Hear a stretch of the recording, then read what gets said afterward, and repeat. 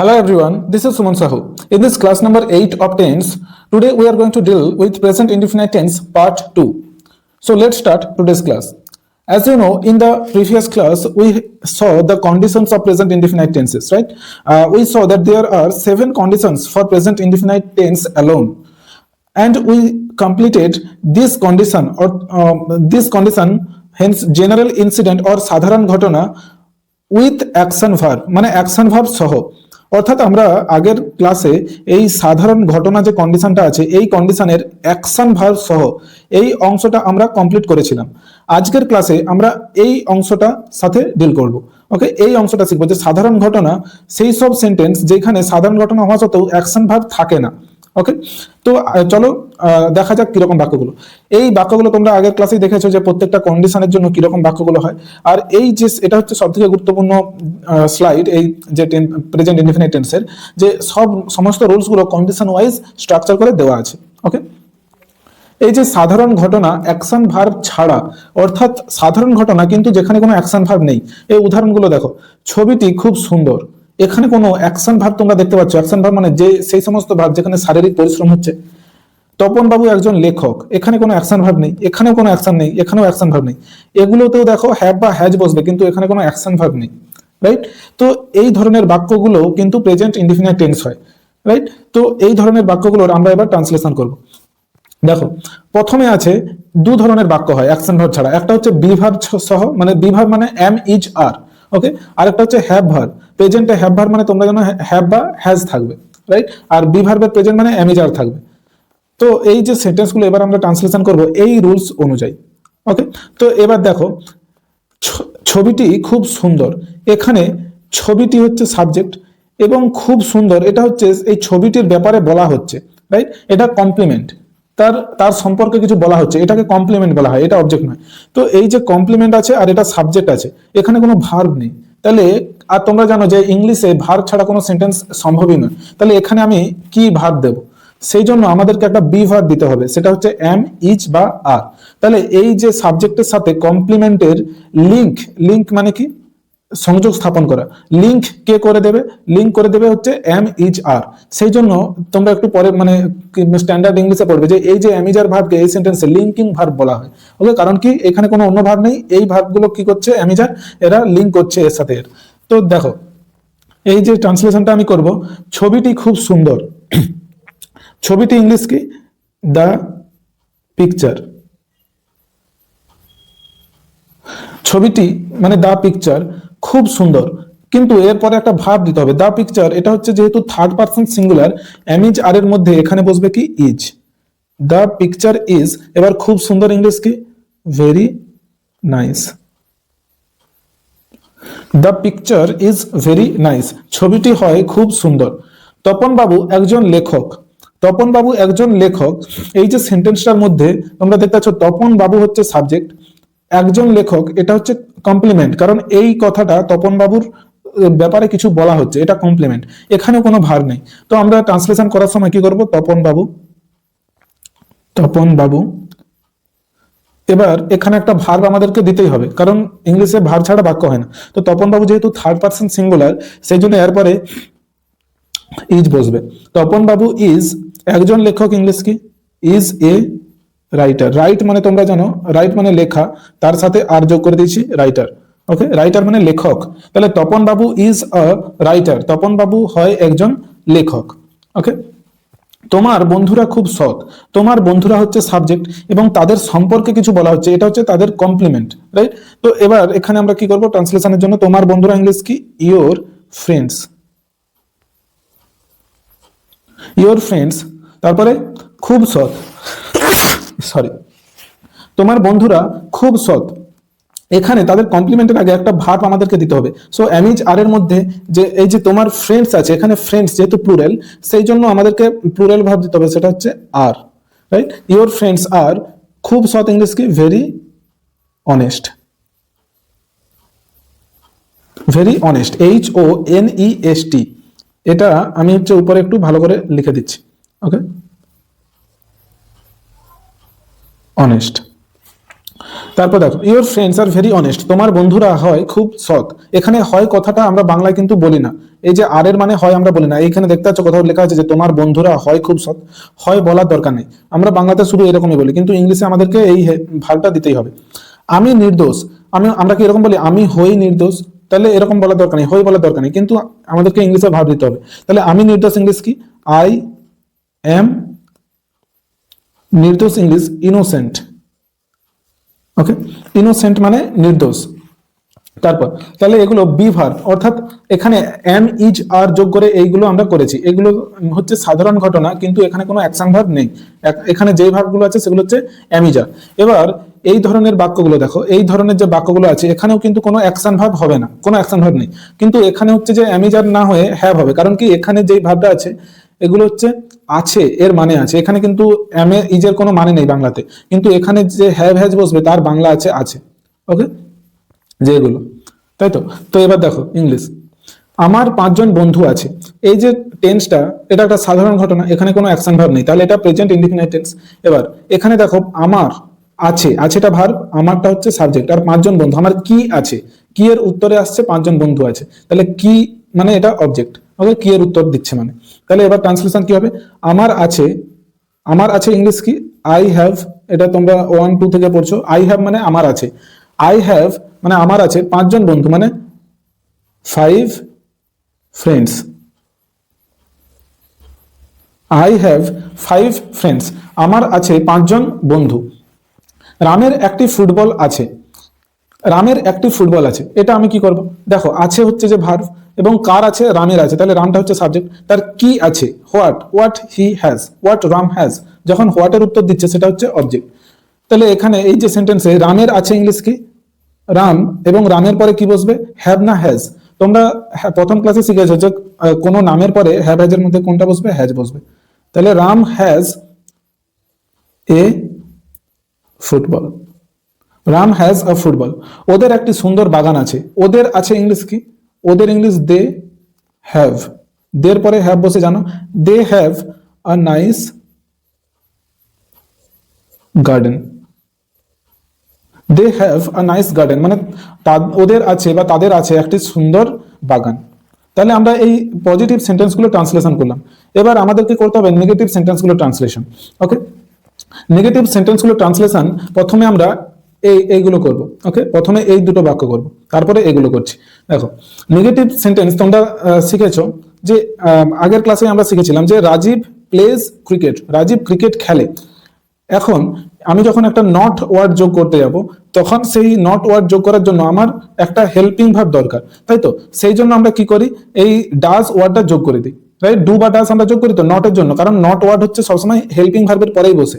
সেরকমই এখানে দেখো, এখানে আমি যদি লিখি যে তার, এখানে নেই কথাটা ভুলে যাও, ভাবো যে আচ্ছা এখানে আমি এরকম চাপা দিয়ে দিচ্ছি যে নেই, এটা আমি ভুলে যাচ্ছি, যে এখানে আমি কি লিখবো, আছে, আমার কোনো সুবিধা আছে। ওকে, তাহলে নে এর বিপরীত হচ্ছে আছে, তাহলে এই যে সেন্টেন্সটা পজিটিভ হয়ে গেল, পজিটিভের আমি যদি ট্রান্সলেশন করতে যাই কি হবে, আমার আছে আই হ্যাভ, আমার আছে হয়ে গেল কোনো সমস্যা, এনি, কোনো সমস্যা, any problem, I have any problem. Okay, I have any problem, আমার আছে কোনো সমস্যা, এটা হবে, কিন্তু এটা শুনতে যদিও কেমন লাগছে, কারণ পজিটিভে আমরা এরকম বলি না। তো নেগেটিভ যখনই আমি করতে যাব আমাকে একটা কি যোগ করতে হবে, নট যোগ করতে হবে, তাই তো, আমাদেরকে একটা নট ওয়ার্ড যোগ করতে হবে। কিন্তু লক্ষ্য করো এখানে একটাই ভার্ব আছে হ্যাভ, আর কেউ ভার্ব নেই, তার মানে এটা এটা কি ভার্ব, মেন ভার্ব। তোমরা শিখেছো যে মেন ভার্ব কাকে বলে, যে বাক্যে যখন একটাই ভার্ব থাকবে সে একাই মেন, আর যখন দুটো পাশাপাশি থাকবে তখন এইটা মেন হয় আর এটা জেনারেলি হেল্পিং ভার্ব হয়, তাই তো। তো এখানে হচ্ছে হ্যাভ মেন ভার্ব, আর তোমরা শিখেছো যে মেন ভার্বের পরে নট যোগ হয় না, তাহলে এখানে এরকম আমরা সেন্টেন্স লিখতে পারবো না যে I have not any problem. Okay, I have not any problem, যদি আমরা ইংলিশ বলার সময় অনেকে বলে ফেলে, কিন্তু এইটা গ্রামাটিক্যালি ভুল, আই হ্যাভ নট মোটেই হবে না, কি হবে, আই ডোন্ট হ্যাভ। ওকে, তাহলে আমাদেরকে কি করতে হবে, এই যে হ্যাভ যেহেতু মেন ভার্ব, মেন ভার্বের পরে আমরা কি করব, আমরা কিন্তু করতে পারি না যে নট যোগ করতে পারি না, তাই আমরা নটটা এর আগে যোগ করব। এবার যেহেতু এখানে নট আছে সেজন্য আমরা কি করব, এখানে একটা ডু বসিয়ে দেব, তাহলে আই ডু নট হ্যাভ বা I don't have any problem. Okay, তাহলে এখানে যেহেতু আমাদের ট্রান্সলেশনে কি ছিল, নেই ছিল, তাই জন্য নেগেটিভ করার সময় আমরা কি করব, I do not have any problem, মানে আমার কোনো সমস্যা নেই। ওকে, এটাকে আমরা আরো একভাবে বলতে পারি যে আই হ্যাভ নো প্রবলেম। দুটোর মানে একই, এইটা হচ্ছে বেশি প্রেফারেবল। এই সেন্টেন্সটা আমরা হচ্ছে যে কথা বলার সময় বেশি বলে থাকি, আই হ্যাভ নো প্রবলেম, মানে আমার কোনো সমস্যা নেই। আর তোমরা যখন লিখবে গ্রামার, যখন রাইটিং লিখবে, তখন হচ্ছে এটাও বলতে পারো, এটাও বলতে পারো, যেটা ইচ্ছা। I do not have any problem, আমার কোনো সমস্যা নেই। এবার নেক্সট সেন্টেন্স, তার কোনো স্বপ্ন নেই। আচ্ছা, তার কোনো স্বপ্ন আছে, এটা আগে করি চলো। এখানে নেই কেটে দিয়ে লিখো যে আছে, তার কোনো স্বপ্ন আছে, তাহলে কি হবে এটার ট্রান্সলেশন? তার ইংলিশ কি, সি বা হি, যে কোনো একটা আমি সি নিচ্ছি। সি হ্যাজ, মানে তার আছে কোনো স্বপ্ন, মানে এনি এম বা ড্রিম, আমি এম করছি। ওকে, এনি এনি এম বা ড্রিমও তোমরা করতে পারো। সি হ্যাজ এনি এম, তার কোনো স্বপ্ন আছে, হ্যাজ মানে আছে। এবার যেহেতু এইখানে না নেই বলা ছিল আসল সেন্টেন্সে, সেই জন্য আমাকে কি করতে হবে, একটা নট ওয়ার্ড যোগ করতে হবে, তাই তো? নটটা আমি কোথায় যোগ করবো? এখানে তো যোগ করতে আমি পারবো না, রাইট? কারণ কি, এখানে হ্যাজ হচ্ছে যে main verb, has main verb হওয়ার জন্য হ্যাজের পর আমরা নট যোগ করতে পারি না, তাই জন্য আমাদেরকে নটটা যোগ করতে হবে হ্যাজের আগে এখানে। এবার হ্যাজের আগে নট যোগ করে দিয়েছি, কিন্তু তোমরা শিখেছো যে নট যোগ করার জন্য একটা হেল্পিং ভার্ব লাগে, তাই তো? এবার হেল্পিং ভার্বটা আমি কি দেবো? হেল্পিং ভার্ব হিসেবে আমাদেরকে যেটা দিতে হবে সেটা তোমরা শিখেছো যে থার্ড পারসন সিঙ্গুলার হচ্ছে সি, হি, ইট বা কোনো নেম। এখানে সি হচ্ছে থার্ড পারসন সিঙ্গুলার, এই যে সি ওয়ার্ডটা, এটা হচ্ছে থার্ড পারসন সিঙ্গুলার। আর থার্ড পারসন সিঙ্গুলারের পর কি ডু হবে না ডাজ হবে? ডু না ডাজ হবে? তোমরা জানো যে ডাজ হবে, রাইট? তাহলে আমরা কি করব, সি এর পর লিখে দিলাম ডু, তার সাথে যোগ করে দিলাম ইয়েস, সি ডাজ নট। আচ্ছা, সি ডাজ নট করার পরে এখানে তো ডাজ নট করে দিলাম, এখানে হ্যাজ আর হবে না, এখানে কি হবে, হ্যাভ হবে। ওকে, এবার তোমাদের মনে প্রশ্ন আসবে কেন হ্যাভ হবে। ওকে, তোমার এটা আমি একটু বুঝাচ্ছি। এখানে ধরো একটা লেখা আছে প্লে, আমি একটা সেন্টেন্স লিখে বুঝাচ্ছি। ধরো এখানে লেখা আছে সি বা হি, হি ডাজ, আচ্ছা, he plays cricket, he plays cricket. এবার যখন এটাকে আমি নেগেটিভে করতে যাবো তখন কি করব, হি ডাজ নট প্লে, তখন কি করব আমরা, প্লে করে দেব। আর এখানের এই যে এসটা, এটাকে আমি কি করছি, এখানে কেটে দিয়েছি, তাই তো? He does not play cricket. তাহলে আমরা কি করছি, এই যে প্লে থেকে এসটাকে কেটে দিচ্ছি, রাইট? মানে আমরা বলতে পারি যে প্লে থেকে এস মাইনাস করে দিচ্ছি, তাহলে কি হয়ে গেল, প্লেস থেকে এস মাইনাস করে দিলে প্লে রয়ে যাবে শুধু, রাইট? সেরকমই আমরা যদি হচ্ছে যে হ্যাজ থেকে, এবার হ্যাজের আমরা গ্রামারটা শিখছি। এখানে এটা পুরো মুছে দিচ্ছি। তাহলে আমরা যেরকম শিখলাম যে যখন আমরা প্লেস থেকে এস মাইনাস করলাম, রয়ে গেল কি প্লে, রাইট? সেরকমই যখন আমরা হ্যাজ থেকে আমরা এস বিয়োগ করে দেবো, তখন কি হয়ে যায়, হ্যাভ হয়ে যাবে। এটা মনে রাখবে। দেখো এখানে লেখা আছে যে ডু এর সঙ্গে যখন আমরা এস যোগ করি তখন হচ্ছে ডাজ হয়, হ্যাভের সাথে যখন এস যোগ করি তখন হ্যাজ হয়। তাহলে এটা তোমরা অঙ্কে তো এরকম শিখে থাকবে যে হ্যাভ প্লাস এস সমান যদি হ্যাজ হয়, তাহলে আমি হ্যাজ থেকে, মানে এই এসটা যদি এই পাশে চলে যায় তখন কি হবে, হ্যাজ থেকে এস মাইনাস করলে কি রয়ে যাবে, শুধু হ্যাভ, রাইট? তো সেই রকমই আমি যেটা বলছি যে এখানে আমি অলরেডি যেহেতু ডু এর সাথে ইএস অলরেডি যোগ করে দিয়েছি, তাহলে এটা কি হ্যাজ আর থাকবে? হ্যাজ মানে কি, হ্যাজ মানে আমি এরকম লিখতেই পারি, এটাকে মুছে দিচ্ছি এখানে। হ্যাজ মানে অ্যাকচুয়ালি কিছুই নয়, হ্যাজ মানে হ্যাভ প্লাস এস, তাই তো? Have plus S. তাহলে যখন আমি এখানে ডু এর সাথে অলরেডি ইএস আমি যোগ করে দিয়েছি, এখানে কি আর এসটা থাকবে? এখানে আমি এস কেটে দেবো, তাহলে হ্যাজ মানে এস কেটে দিলে এটা হ্যাজ থেকে কি হয়ে যাবে, হ্যাভ রয়ে যাবে শুধু, তাই তো? তাহলে এখানে আমি তাই জন্য এই যে হ্যাজ ওয়ার্ডটা আমি পুরো কেটে দিলাম, এখানে তার বদলে কি লিখে দেবো, have. She does not have any aim, মানে তার কোনো স্বপ্ন বা লক্ষ্য নেই, রাইট? এবার আমরা তাহলে এইগুলো পুরো শিখলাম। এবার এটাকে আমরা মুছে নিচ্ছি এখানে। এই হলো আমাদের মানে ট্রান্সলেশন। এবার আমাদের কাজ এইদিকে ট্রান্সলেশন গুলো করা।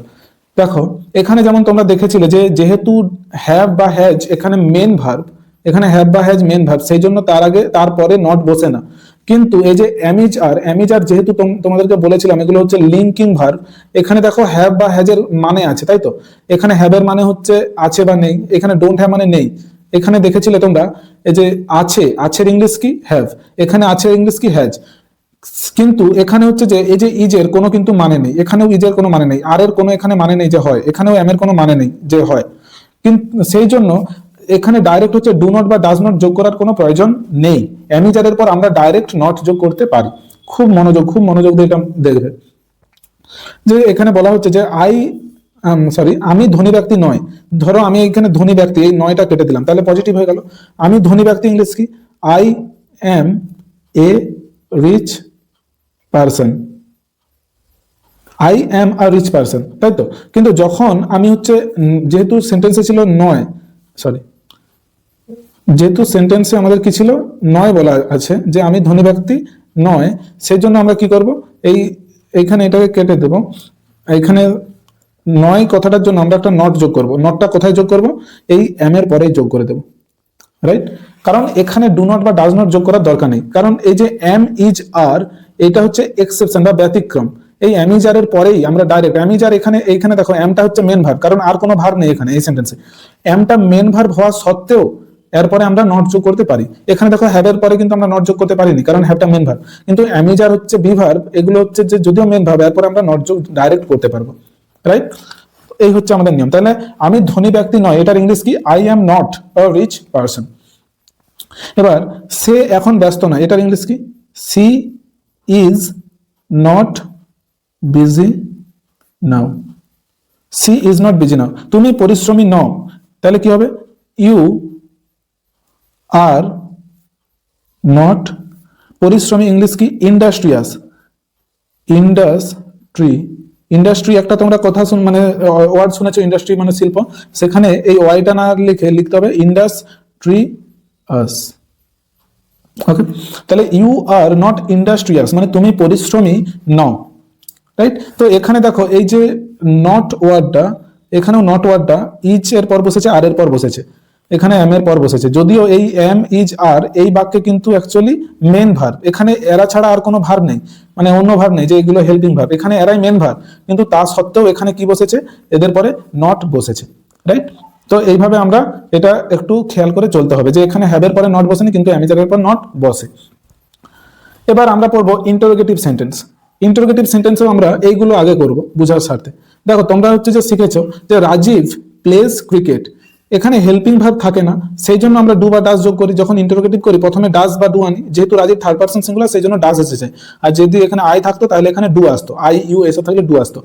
সেরকমই এখানেও যেহেতু কোনো হেল্পিং ভার্ব নেই সেই জন্য নেগেটিভ সেন্টেন্সে ডু বা ডাজ আসে। কিরকম, ধরো তোমার কি ধৈর্য আছে, এখানে কি ওয়ার্ডটা আমি চাপা দিয়ে দিলাম, কি ওয়ার্ডটা চাপা দিলাম, তোমার ধৈর্য আছে, তাহলে তোমার ধৈর্য আছে ইংলিশ কি, ইউ হ্যাভ, আমি ইউটা ছোট হাতে লিখছি, ওকে, ইউ হ্যাভ, তোমার আছে, ইউ হ্যাভ মানে তোমার আছে, তারপরে ধৈর্য ইংলিশ কি, পেশেন্ট, PATIENT, পেশেন্ট। পেশেন্ট মানে রোগী হয়, আর পেশেন্ট মানে সরি পেশেন্ট মানে হচ্ছে ধৈর্যশীল, পেশেন্স, PATIENCE, পেশেন্স, ওকে। পেশেন্স মানে হচ্ছে ধৈর্য, আর পেশেন্ট মানে ধৈর্যশীল। পেশেন্ট মানে রোগীও হয় আর ধৈর্যশীল হয়, আর পেশেন্স মানে ধৈর্য। তাহলে ইউ হ্যাভ পেশেন্স মানে তোমার আছে ধৈর্য। এবার যেহেতু এখানে জিজ্ঞাসা করছিল যে তোমার কি আছে, মানে কি, মানে যে তোমার কি ধৈর্য আছে আদৌ, এই যে কি ওয়ার্ডটার জন্য এখানে একটা হেল্পিং ভার্ব থাকা দরকার ছিল, যেটাকে আমি আগে আনবো, রাইট। কিন্তু এখানে তো কোনো হেল্পিং ভার্ব নেই, একটাই ভার্ব আছে, সেটা হচ্ছে হ্যাভ। তাহলে একটাই যখন ভার্ব আছে এটাই মেন ভার্ব, এটাই মেন ভার্ব, যেহেতু একে আমি আগে আনতে পারবো না, এরকম বলতে পারবো না have you patience, have you patience আমরা এরকম বলতে পারবো না গ্রামাটিক্যালি। তাহলে আমরা কি করবো, এখানেও ডু বা ডাজকে জোর করে আনবো, কারণ কি ইন্টারোগেটিভ করার জন্য আমাদের আগে দরকার কি, হেল্পিং ভার্ব। সেই জন্য ইউর আগে তোমরা জানো যে ডু হয়, রাইট, ইউর আগে ডু বসবে। তাহলে ডু ইউ হ্যাভ পেশেন্স মানে তোমার কি ধৈর্য আছে। তাহলে ডুটা কেন বসলো, কারণ ইন্টারোগেটিভ করার জন্য আমাদের হেল্পিং ভার্বকে আগে আনতে হয়, কিন্তু যেহেতু এখানে কোনো হেল্পিং ভার্ব নেই সেই জন্য আমরা ডু বা ডাজকে এনেছি। সেরকমই এখানেও কি ওয়ার্ডটা চাপা দাও, ময়নার কি গাড়ি আছে, তাহলে ময়নার গাড়ি আছে এটা লিখি আগে, যে ময়না has a car, Moyna has a কার, ময়নার একটি গাড়ি আছে, ওকে। এবার সেন্টেন্সে কি ছিল, ময়নার কি আছে মানে জিজ্ঞাসা করছে, আর জিজ্ঞাসা এই কি ওয়ার্ডটার জন্য আমরা শিখেছিলাম যে এইখানে একটা হেল্পিং ভার্ব থাকবে, সেই হেল্পিং ভার্বটাকে আমি আগে আনবো। এখানে তো কোনো হেল্পিং ভার্ব নেই, একটাই ভার্ব আছে হ্যাজ, এই হ্যাজটাই হচ্ছে মেইন ভার্ব। তো মেন ভার্বকে আমি কিভাবে আগে আনবো? সেই জন্য আমাদেরকে যেটা আগে আনতে হবে সেটা হচ্ছে ডু বা ডাজ। ডু বা ডাজের কোনোই অর্থ নেই এখানে, এমনি আমরা আনি যাতে ইন্টারোগেটিভ সেন্টেন্স করতে পারি। আচ্ছা, ময়না হচ্ছে তোমরা জানো থার্ড পারসন সিঙ্গুলার নাম্বার, কোনো নাম একজনের, তাহলে থার্ড পারসন সিঙ্গুলার আগে ডু আসবে না ডাজ আসবে? তোমরা জানো যে এখানে ডাজ আসবে, রাইট? ডু এর সাথে ইএস যোগ হয়েছে, তাহলে ডাজ ময়না। এবার তাহলে হ্যাজ মানে তোমরা জানো হ্যাজ মানে কি? Have plus S. এখানে যেহেতু আমি অলরেডি ইএস যোগ করে দিয়েছি, এখানে কি আর এস থাকবে? মানে হ্যাজ মানে কি একটা এস আছে এখানে, তাহলে এখানে আমি এসটা যদি কেটে দেই, হ্যাজের যদি এস কেটে দেই, রয়ে যাবে কি? হ্যাভ রয়ে যাবে, তাই তো? তো এখানে আমি কি করব? এখানে পুরোটা মুছে, হ্যাজ মুছে দিয়ে এখানে লিখতে হবে আমাদেরকে হ্যাভ, আর এটা এটা আমরা করে দেবো ইন্টারোগেটিভ সাইন, রাইট? তাহলে ডাজ ময়না হ্যাভ এ কার, মানে ময়নার কি একটি গাড়ি আছে, হলো। তারপর তার কি অনেক টাকা আছে, জিজ্ঞাসা করছে যে তার কি অনেক টাকা আছে, এখানে কিওয়ার্ডটা আমি চাপা দিলাম, তার অনেক টাকা আছে, হলো। এবার তার অনেক টাকা আছে এটার ইংলিশ কি? She has huge money. She has huge মানি, তার অনেক টাকা আছে। কিন্তু যেহেতু সেন্টেন্সে জিজ্ঞাসা করছে যে তার কি আছে, তাই জন্য আমাদের দরকার কি? একটা হেল্পিং ভার্বকে আগে আনা। কিন্তু এখানে একটাই ভার্ব আছে, সেটা হচ্ছে হ্যাজ, আর এই হ্যাজটাই হচ্ছে মেন ভার্ব, কারণ বাক্যে একটা যখন ভার্ব থাকে সেই মেন। সেই জন্য আমি কাকে আগে আনবো? সি হচ্ছে থার্ড পারসন সিঙ্গুলার নাম্বার, তোমরা জানো। সেই জন্য সি এর আগে আমাদেরকে আনতে হবে কি? ডু বা ডাজের মধ্যে তোমরা প্রথম ক্লাসে শিখেছো সি এর আগে আসবে ডাজ, ওকে, ডাজ। আর যেহেতু এখানে ডাজ লিখে দিয়েছি একবার, মানে ডু এর সাথে ইএস আমি যোগ করে দিয়েছি, এখানে হ্যাজের জায়গায় কি হবে? হ্যাভ হবে। তো এখানে আমরা হ্যাজটাকে মুছে দিচ্ছি, দিয়ে কি লিখে দিচ্ছি? হ্যাভ, ওকে। তাহলে ডাজ সি হ্যাভ হিউজ মানি, মানে তার কি প্রচুর টাকা আছে বা অনেক টাকা আছে, জিজ্ঞাসা করছে। এরপর এখানে আমরা দেখলাম যে হ্যাভ হ্যাজের পর হ্যাভ হ্যাজ কে আমরা বাক্যের কিন্তু প্রথমে আনতে পারছি না। এখানে হ্যাভ, এখানে হ্যাভ, এই যে হ্যাভ গুলো আছে, হ্যাভ বা হ্যাজ, এদের দিকে আমি সাবজেক্টের আগে কিন্তু আনতে পারছি না, কারণ কি এরা মেন ভার্ব, রাইট? কিন্তু এখানে দেখো ওরকম হবে না। তোমরা এই নেগেটিভ সেন্টেন্সেও শিখেছো যে নট আমরা অ্যামিজারের পরেই যোগ করে দিই, কিন্তু সেরকমই এখানেও দেখবে আমরা অ্যামিজার ডাইরেক্ট এখানে আগে নিয়ে আসবো। তুমি কি একজন ব্যবসায়ী, এখানে আমি এই কি ওয়ার্ডটা চাপা দিচ্ছি। তুমি একজন ব্যবসায়ী, তুমি একজন ব্যবসায়ী ইংলিশ কি? You are a businessman. You are a businessman, তুমি হও একজন ব্যবসায়ী বা তুমি একজন ব্যবসায়ী। কিন্তু যেহেতু এইখানে কি ছিল যে তুমি কি একজন ব্যবসায়ী জিজ্ঞাসা করছে, তাই জন্য একটা হেল্পিং ভার্বকে আনা এখানে দরকার ছিল। এখানে হেল্পিং ভার্ব তো নেই, এখানে কে আছে? একটাই ভার্ব আছে, সেটা হচ্ছে মেন ভার্ব, রাইট? এখানে আর আছে, কিন্তু আমরা এখানে সেই জন্য do you are a businessman এরকম আমরা বলি না। এই অ্যামিজার হচ্ছে এক্সেপশন, আমি বলছিলাম যে এই অ্যামিজারের পরেই আমরা নট যোগ করে দিই। এই সেই জন্য এখানে আমরা কি করবো? এই আর এই ওয়ার্ডটাকে আমরা আগে নিয়ে চলে আসবো এখানে। তাহলে মানে মেন ভার্ব যেটা আর অ্যামিজার যখন মানে বি ভার্ব যখন মেন ভার্ব হয়, তখনই সে আগে চলে এসে তারপরে মানে নটও বসে যায়, সবকিছুই করা যায় এর সাথে। তো আর ইউ আ বিজনেসম্যান, এবার question mark, okay. Are you a businessman মানে তুমি কি একজন ব্যবসায়ী, হলো। তারা কি তোমার বন্ধু, তাহলে কি ওয়ার্ডটা চাপা দাও, তারা তোমার বন্ধু ইংলিশ কি? দে আর ইয়োর, FRIENDS, ফ্রেন্ডস, তারা তোমার বন্ধু। এবার যেহেতু এখানে কি ওয়ার্ড ছিল যে জিজ্ঞাসা করছে তারা কি তোমার বন্ধু, সেই জন্য এই যে আর ওয়ার্ডটা এখান থেকে এখানে চলে আসবে, রাইট? মানে সাবজেক্টের আগে, সরি, এটা এই সাবজেক্ট যেহেতু দে এর আগে চলে আসবে আর, এবং এই এটা কি হবে? বড় হাতের হয়ে যাবে। আর দে ইয়োর ফ্রেন্ডস, মানে তারা কি তোমার বন্ধু, হলো। বইটি কি খুব দামি, বইটি খুব দামি, কি আমি ছেড়েই দিলাম, বইটি খুব দামি, কি হবে তাহলে? দ্য বুক ইজ, খুব দামি ইংলিশ কি? Very expensive. The book is very expensive, expensive মানে দামি, EXPENSIVE, expensive, okay. The book is very expensive, যেহেতু এখানে কি ওয়ার্ডটা ছিল, মানে জিজ্ঞাসা করছি যে বইটি কি খুব দামি, সেই জন্য আমাদের কর্তব্য কি? এই ইজ ওয়ার্ডটা, এই যে ইজ ওয়ার্ডটা এখানে আছে, এটাকে এখানে নিয়ে চলে আসবো, ওকে। এবং এই ইজের আইটা বড় হাতের করে দেবো, yes. Is the book very expensive, মানে বইটি কি খুব দামি, ওকে। নেগেটিভ ইন্টারোগেটিভ সেন্টেন্স মানে যেখানে না না সূচক ওয়ার্ড এবং কি দুটোই থাকবে, ওকে। তো প্রথমে আমরা এগুলোর করছি। তোমার কি কোনো আত্মসম্মান নেই, এখানে নেই কথাটা আছে, এখানে আমরা নেই কথাটা কেটে দিয়ে লিখবো আছে, ওকে, আছে। এবং এখানে কি আছে? কি, এই কি কথাটা আমি বাদ দিয়ে দিলাম, ওকে, তাহলে বাকি রয়ে গেল কি তোমার কোনো আত্মসম্মান আছে। তাহলে তোমার কোনো আত্মসম্মান আছে, এটার ইংলিশ কি? You have any self respect. You have any self respect, এটার মানে তোমার কোনো আত্মসম্মান আছে। ইউ হ্যাভ মানে তোমার আছে, আর এনি সেলফ রেসপেক্ট মানে কোনো আত্মসম্মান। ওকে, যেহেতু সেন্টেন্সে কি ছিল, নেই কথাটা ছিল, যে তোমার কোনো আত্মসম্মান নেই, তোমার কোনো আত্মসম্মান নেই। নেই কথাটা মানে একটা নট যোগ করতে হবে, কিন্তু নটটা আমি কোথায় যোগ করবো? এখানে হেল্পিং ভার্ব একটাই আছে, হ্যাভ। এখানে তাহলে আমি এই জায়গায় নট যোগ করতে পারবো না, নট যোগ করতে হবে আমাকে এখানে। তাহলে এখানে আমি কি করব? নট যোগ করব, রাইট? ইউটাকে একটু এদিকে নিয়ে এলাম, এবার আমি এখানে যোগ করে দিলাম নট, এখানে আমি যোগ করে দিলাম not. You not have any self respect হয়, এখানে ইউর পরে তাহলে কি যোগ করতে হবে? ডু বা ডাজ কিছু একটা যোগ করতে হবে, রাইট? ইউর পরে তোমরা জানো যে ডু যোগ হয়, তাহলে you do not have any self respect মানে তোমার কোনো আত্মসম্মান নেই। এবার সেন্টেন্সে ছিল কি, তোমার কি কোনো নেই, জিজ্ঞাসা করছিল তো। এই জিজ্ঞাসা কি ওয়ার্ডটার জন্য কি হবে? এই ডুটা উঠে ইউর আগে যাবে, তাই তো? তো আমরা এই দুটোকে পুরো মুছে নিচ্ছি, দিয়ে ভালো করে লিখছি যে প্রথমে ডুটা বড় হাতের করে দিচ্ছি, ডি বড় হাতের ডু, তারপরে you. Okay, do you not have any self respect. Okay, এখানে কোশ্চেন মার্ক হবে, এখানে আমি পুরোটাকেই আমি একটু আগে নিয়ে আসছি যাতে লেখাটা পুরো হয়। এবার এখানে একটা কোশ্চেন মার্ক দিয়ে দিলাম, রাইট?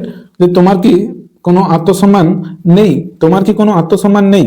তাহলে do you not have any self respect, এটাকে আমরা আরো একভাবে লিখতে পারি যে do you have no self respect. Do you have no self respect মানে তোমার কি কোনো আত্মসম্মান নেই।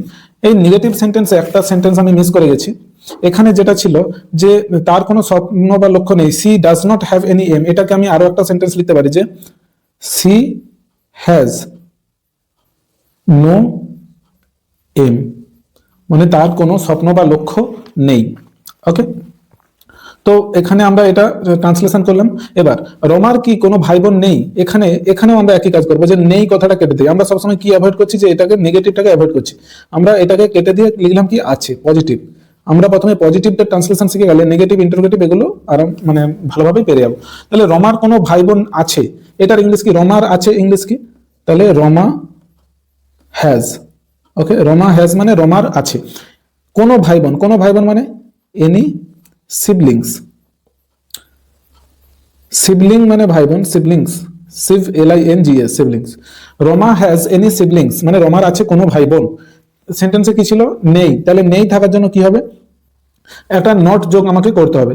আর নট যোগ করার জন্য আমি এটা বারবার বললাম যে নট যোগ করার জন্য আমাদের হ্যাজের পর এই জায়গাটায় কিন্তু হবে না, এই জায়গাটায় নট যোগ করতে হবে। তাহলে নট আমি এখানে যোগ করলাম, নট।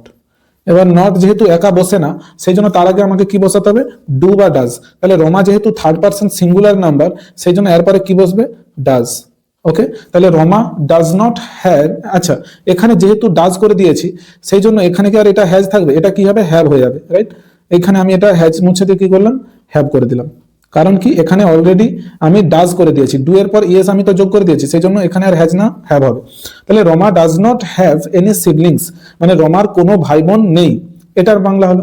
কিন্তু সেন্টেন্সে আমাদের আরেকটা ছিল কি, যে জিজ্ঞাসা করছে। তাহলে যখন জিজ্ঞাসা করছে হচ্ছে তখন এই ডাজটা কোথায় যাবে? রমার আগের দিকে চলে যাবে, রাইট? তাহলে আমরা কি করব? এই রমার আগে রমাটাকে একটু এদিকে করে নেব, দিয়ে এই যে ডাজ এটাকে আমরা এখান থেকে ডিলিট করে ভালো করে লিখে নিচ্ছি, ডাজ, DOES ডাজ। তাহলে does Rama not have any siblings মানে রমার কি কোনো ভাই বোন নেই। এটাকে আমরা আরো একটা সেন্টেন্স লিখতে পারি যে doesn't Rama have any siblings, এটাও বলতে পারি। আবার এটাও বলতে পারি যে does Rama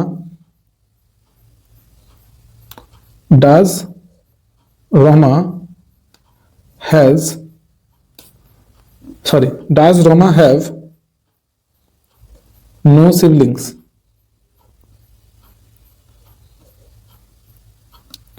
does Rama have no siblings মানে রমার কি কোনো ভাই বোন নেই। ওকে, এবার এই সেন্টেন্সগুলো ইজি, এগুলো পেরে যাবে। অনুপ কি খুশি নয়, অনুপ কি খুশি নয়, এগুলো এবার আমি ডাইরেক্ট লিখছি। অনুপ কি খুশি নয়, is Anup not happy. Is Anup not happy, মানে অনুপ কি খুশি নয়? এইখানে এই সেন্টেন্সে পজিটিভ যদি আমি করতাম কি হতো? Anup is not happy, Anup is not happy. যেহেতু এখানে কি জিজ্ঞাসা করছে, সরি, পজিটিভ হতো অনুপ ইজ হ্যাপি, নেগেটিভ হতো অনুপ ইজ নট হ্যাপি। এবার ইন্টারোগেটিভ হতো ইজ অনুপ হ্যাপি, আর নেগেটিভ ইন্টারোগেটিভ হচ্ছে ইজ অনুপ নট হ্যাপি। এটাকে আমরা এরকমও লিখতে পারি যে ইজন্ট অনুপ হ্যাপি। ইজন্ট এটাকে হচ্ছে যে কন্ট্রাকশন বলে। কন্ট্রাকশন মানে দুটো একটা ভাব এবং এই নট এরকম ওয়ার্ডকে জুড়ে দেওয়া। তো ইজন্ট অনুপ হ্যাপি মানে অনুপ কি খুশি নয়? তুমি কি সন্তুষ্ট নও? তুমি নও, তাহলে কি হবে? ইউ আর, হয়তো তাহলে কি হবে? Are, sorry, are you not content বলতে পারো, কন্টেন্ট বা স্যাটিসফাইড, স্যাটিসফাইড। বা আরেকটা সুন্দর ইংলিশ আছে যেটা হচ্ছে যে এটার বদলে তোমরা সেটাও লিখতে পারো, স্যাটিসফাইড বা কন্টেন্ট। কন্টেন্ট মানে সন্তুষ্ট, কন্টেন্ট মানে সন্তুষ্ট হওয়া ভার্ব, আর কন্টেন্টেড মানে সন্তুষ্ট অ্যাডজেক্টিভ। তো আর ইউ নট কন্টেন্টেড মানে তুমি কি সন্তুষ্ট নও, বা আর ইউ নট স্যাটিসফাইড তুমি কি সন্তুষ্ট নও। ওকে, সে কি একজন খেলোয়াড় নয়? আচ্ছা, সে একজন খেলোয়াড়, তাহলে কি হবে? She is a player. সে একজন খেলোয়াড়, সি ইজ আ প্লেয়ার। এবার সে একজন কি খেলোয়াড় নয়, তাহলে কি হবে? Is she not a player. Is she not a player মানে সে কি একজন খেলোয়াড় নয়। হলো, তো এই হলো আমাদের ট্রান্সলেশন। তাহলে আমরা প্রেজেন্ট ইনডিফিনাইট টেন্সের যে কন্ডিশনগুলো ছিল তোমরা সেগুলো দেখবে। আচ্ছা, দেখাচ্ছি। তো এখানে দেখো এক্সারসাইজ হচ্ছে এক্সারসাইজ যেগুলো এখানে দেওয়া আছে এগুলো তোমরা করবে। এই বাংলাগুলো ইংলিশ কি হবে সেটা তোমরা দেখবে। এই যে সেন্টেন্সগুলোর মধ্যে দেখবে কোনো অ্যাকশন ভার্ব কিন্তু নেই। আজকে যেই সেন্টেন্সগুলো ট্রান্সলেশন করানো হলো সেই রকমই এগুলো করবে। আর এই যে ইংলিশগুলো, এই ইংলিশগুলোর বাংলা তোমরা লিখবে।